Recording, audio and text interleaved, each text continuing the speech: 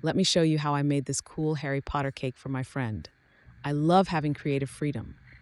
First, I made a Rice Krispies cone, covered it with fondant, added a burlap texture, folds, and wrinkles, then airbrushed and added highlights for more depth. Then I made a chocolate sheet cake with raspberry filling and covered it in ganache.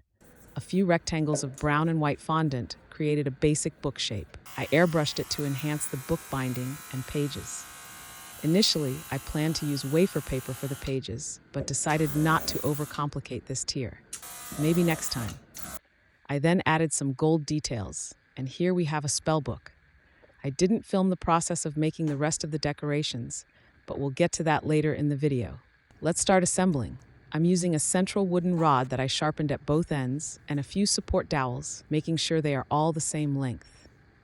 My second tier is a simple suit cake in Harry Potter colors.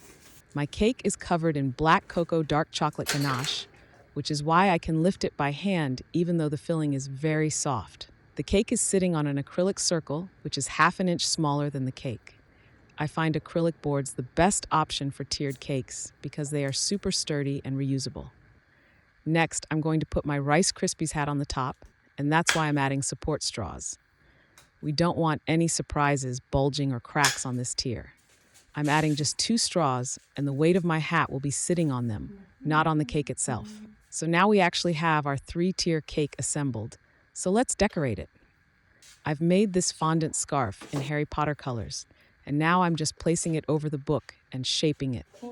However, because I spent quite some time during the assembling, my fondant hardened a little, and part of the scarf fell off.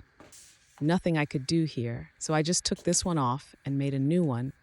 The second time, it worked perfectly, and because it's freshly made, the folds are really nice. Next, the snitch. I made them with black fondant because when you paint something gold, a darker base color really enhances the gold. I have a cordless airbrush, which I use very often. However, the nozzle isn't wide enough for luster dust and clogs easily. So I'm taking out my compressor and spraying the snitches gold. I find airbrushing the best way to achieve even coverage. So let's put it on the cake. Then all the candles. I've used isomalt for the flames, and because of all these different textures, the cake looked so beautiful when the sun hit it. I'm securing the candles with toothpicks. Kids were obsessed with the candles, and everyone wanted one. I've made a magic wand and had no idea where to put it. Whatever. I broke it during delivery anyway, but no one cared. Now, the final touch, Harry's glasses. And as you can hear, I broke them too because my isomalt lenses were too heavy and I didn't use any wire for the frame. I didn't have time to remake them, so I was almost going to just place them flat on a board, but decided to fix them with a toothpick. And it worked. Isn't this cake amazing and delicious?